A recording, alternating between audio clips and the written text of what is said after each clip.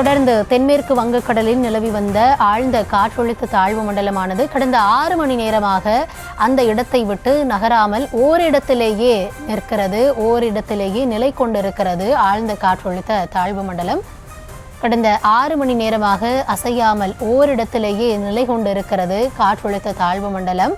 அது குறித்தான ஒரு அண்மை தகவலை பார்த்து வருகிறோம். நேற்றிலிருந்து தொடர்ந்து நகரக்கூடிய வேகம் மாறி மாறி அறிவிப்பு வெளியான நிலையில் தற்பொழுது கடந்த 6 மணி நேரமாக ஆழ்ந்த காற்றழுத்த தாழ்வு மண்டலமானது அவ்விடத்திலேயே நிலை கொண்டிருக்கிறது. அது தொடர்பான அந்த அண்மை செய்தியை பார்த்து வருகிறோம். 26ஆம் தேதியில் ஆழ்ந்த காற்றழுத்த தாழ்வு மண்டலம் உருவான நிலையில் தொடர்ந்து ஆழ்ந்த காற்றழுத்த தாழ்வு மண்டலமாகவே அது தொடர்ந்து நகர்ந்து வந்த சூழலில் கடந்த 6 மணி நேரத்திற்கும் மேலாக அது அந்த இடத்தை விட்டு நகராமல் அசையாமல் ஓரிடத்திலேயே நிலை கொண்டிருக்கிறது ஆழ்ந்த காற்றழுத்த தாழ்வு மண்டலம். காற்றழுத்த தாழ்வு மண்டலமாக காரைக்கால் மாமல்லபுரம் இடையே கரையை கடக்கும் எனவும் அறிவிக்கப்பட்டிருக்கிறது. 30ஆம் தேதி கரையை கடக்கக்கூடும் என எதிர்பார்க்கப்படுகிறது.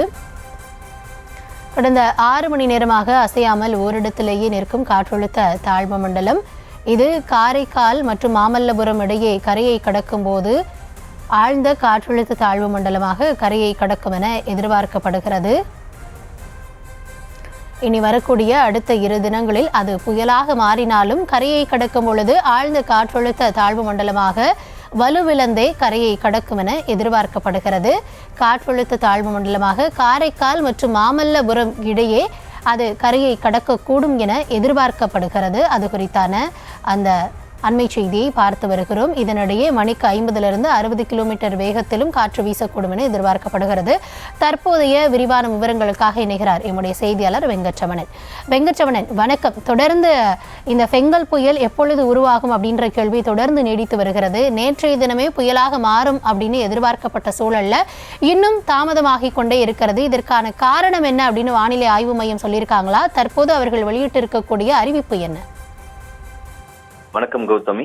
தெற்கு வங்கக்கடல் பகுதியில் நிலவி வரக்கூடிய ஆழ்ந்த காற்றழுத்த தாழ்வு மண்டலம் கடந்த 6 மணி நேரமாக நகராமல் ஒரே இடத்தில் மையம் கொண்டுள்ளதாக இந்திய வானிலை ஆய்வு மையம் தெரிவித்திருக்கிறது. நம்ம நேற்றைய தினமே பார்ப்போம். நேற்று மாலையே இது புயலாக வலு பெற்றிருக்கணும், ஆனால் தொடர்ந்து காலதாமதம் ஆகுவதாக இந்திய வானிலை ஆய்வு மையம் தெரிவித்திருக்கிறது. இலங்கை அருகே தான் இது இன்னைக்கு அடுத்த 6 மணி இலங்கைக்கு அருகில் இன்றைய தினம் புயலாக வலு பெற்று தமிழகம் நோக்கி வரும் பொழுது புயலாக வலுவிழந்து ஆழ்ந்த காற்றழுத்த தாழ்வு மண்டலமாகத்தான் தமிழகத்தை நோக்கி வரும் அப்படின்னு நேற்றைய தினமே இந்திய வானிலை ஆய்வு மையம் தெரிவித்திருந்தது. குறிப்பாக இன்றைய தினத்துல என்ன அறிவிப்பு வெளியிட்டிருக்காங்க அப்படின்னா, இன்னும் வரும் 30ஆம் தேதி காலையில ஆழ்ந்த காற்றழுத்த தாழ்வு மண்டலமாகவே காரைக்கால் மற்றும் மகாபலிபுரம் இடையே கரையை கடக்கக்கூடும் இப்படின்னு சொல்லி வானிலை ஆய்வு மையம் தெரிவிச்சிருக்காங்க. அதாவது புயலாக வலுவிழந்து ஆழ்ந்த காற்றழுத்த தாழ்வு மண்டலமாக வருகின்ற 30ஆம் தேதி காலையில் காரைக்கால் மற்றும் மகாபலிபுரம் இடையே கரையை கடக்கிறது அப்படின்ற தகவலை வானிலை ஆய்வு மையம் சொல்லியிருக்காங்க. அடுத்த 12 மணி நேரத்தில் இந்த தற்போதைய சூழல்ல அடுத்த 12 மணி நேரத்தில் இந்த தெற்கு வங்கக்கடல்ல நிலவி வரக்கூடிய ஆழ்ந்த காற்றழுத்த தாழ்வு மண்டலம் புயலாக வலுப்பெறும் அப்படின்னு வானிலை ஆய்வு மையம் சொல்லியிருக்காங்க. சென்னைக்கு தெற்கு தென்கிழக்கே 490 கிலோமீட்டர் தொலைவிலும், புதுச்சேரியிலிருந்து 410 கிலோமீட்டர் தொலைவிலும், நாகப்பட்டினத்திலிருந்து 320 கிலோமீட்டர் தொலைவிலும், இலங்கையின் திரிகோணமலையிலிருந்து 100 கிலோமீட்டர் தொலைவிலும் தற்பொழுது இந்த ஆழ்ந்த காற்றழுத்த தாழ்வு மண்டலம் என்பது தற்பொழுது நிலவி வருகிறது. தொடர்ந்து வடக்கு வடமேற்கு திசையை நோக்கி நகர்ந்து இலங்கை கரையை ஒட்டி அடுத்த 12 மணி நேரத்தில் புயலாக வலுப்பெற்று அதன் பிறகாக வடக்கு வடமேற்கு நோக்கி நகர்ந்து காரைக்கால் மற்றும் மகாபலிபுரம் இடையே வடக்கு தமிழ்நாடு புதுச்சேரி கடற்கரையை ஒட்டி நவம்பர் 30ஆம் தேதி காலை புயலாக வலுவிழந்து ஆழ்ந்த காற்றழுத்த தாழ்வு மண்டலமாக கரையை கடக்கக்கூடும் அப்படின்னு இந்திய வானிலை ஆய்வு மையம் சொல்லியிருக்காங்க. அப்போது மணிக்கு 50லிருந்து 60 கிலோமீட்டர் வேகத்திலும் இடையே 70 கிலோமீட்டர் வேகத்திலும் காற்று வீசக்கூடும் என இந்திய வானிலை ஆய்வு மையம் தற்பொழுது தகவல் தெரிவித்திருக்கிறார்கள். கௌதம்,